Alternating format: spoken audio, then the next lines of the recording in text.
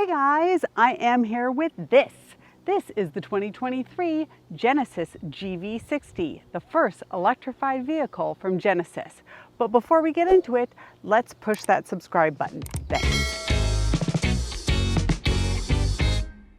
Now, if you guys watch my other videos, you'll know that I love me a Genesis. The G80, the G70, the GV60. Oh, that SUV is so much fun. So when I heard that there would be an electric SUV from Genesis, I got super excited. And while I really like the GV60, there are some things that its competitors are doing better. Let's get into that. I can't wait any longer to tell you guys about my two favorite things. Okay. One is it has fingerprint identification, which is just so cool. But it also has Face ID, which means even if you lose your keys, you'll never be locked out of this car, assuming you remember to set up the Face ID. If you've seen one thing about the GV60, you've probably seen its crazy little shifter. It starts out looking like a globe and then flips over into a regular shifting knob. It's totally cool and it kind of doesn't get old. It's a great party trick.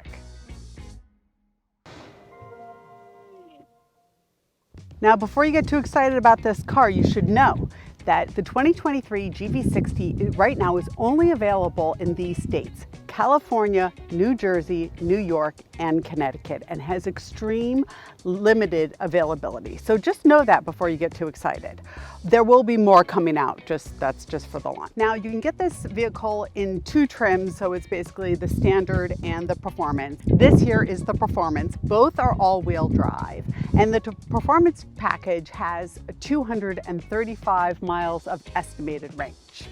All right, guys, let's talk about the drive. So as I said before, this is all-wheel drive, which is great and kind of seems to be standard for dual motor EVs these days. Like, why not, right?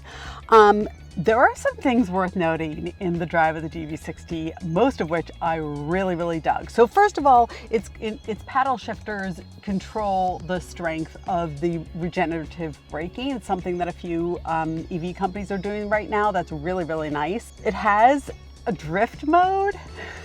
I don't know who's gonna use that, but that's cool. And then there's this crazy little boost. Okay, let me just tell you, if you're gonna use this boost, brace yourself, because I totally wasn't prepared for it. So basically what it does is it boosts the output of the electric motor for 10 seconds. And let me tell you, those 10 seconds are awesome. Super fun. Again, it's a great party trick for your friends, and it gives you an opportunity to sort of compete with that sort of ludicrous mode nonsense. If you're into that, I clearly am, but that was super fun.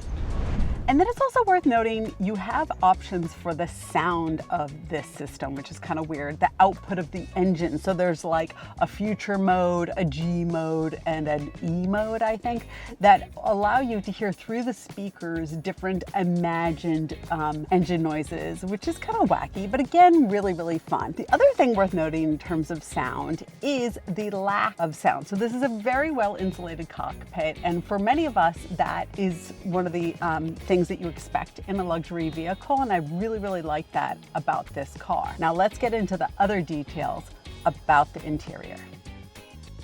Genesis is also making further steps to make this vehicle more environmentally friendly. So when you see these trims that look like leather, it's actually a plant-based leather.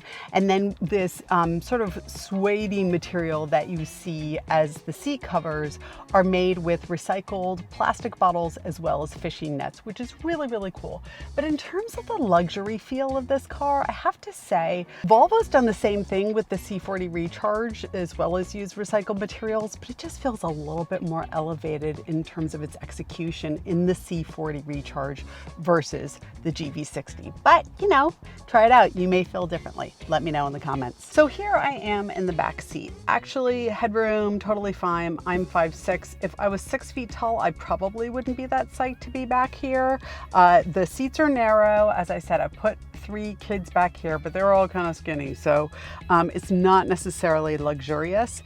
The seat backs do recline a little bit, which is really nice. Again, there's a 60-40 split, and the back goes all the way flat, which is great. So this is really a compact SUV. Let's not kid ourselves, right? This thing isn't enormous. I was able to fit 5 people in here vaguely comfortably, but you know, nothing's gonna beat like a GV80 in this, you know, from Genesis in terms of space and luxury.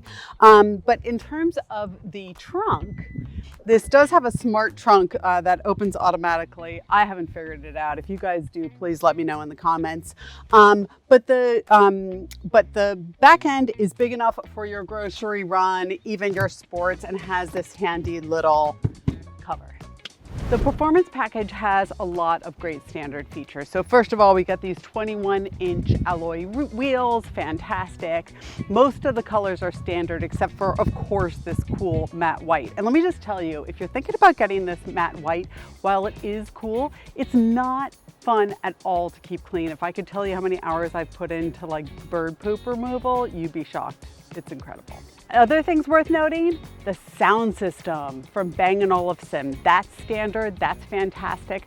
Standard safety, automatic braking, lane keep assist, adaptive cruise control, all the stuff we expect from a modern vehicle is standard.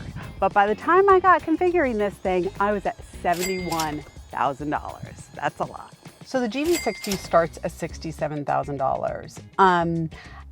Like I said, by the time I finished speccing this one, I was at 71. That's a lot of money for this small electric vehicle.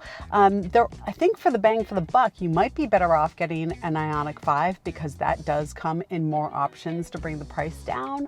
As well as for this price point, I really preferred the Volvo C40 Recharge. I thought the drive was just a little bit more dynamic. It felt safer, it was a little higher off the ground, and I preferred the execution.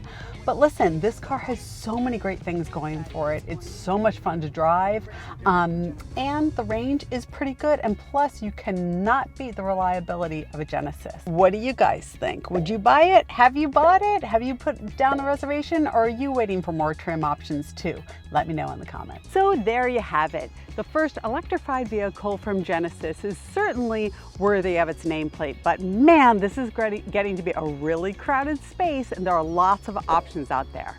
I'm MotorheadMama, and please subscribe.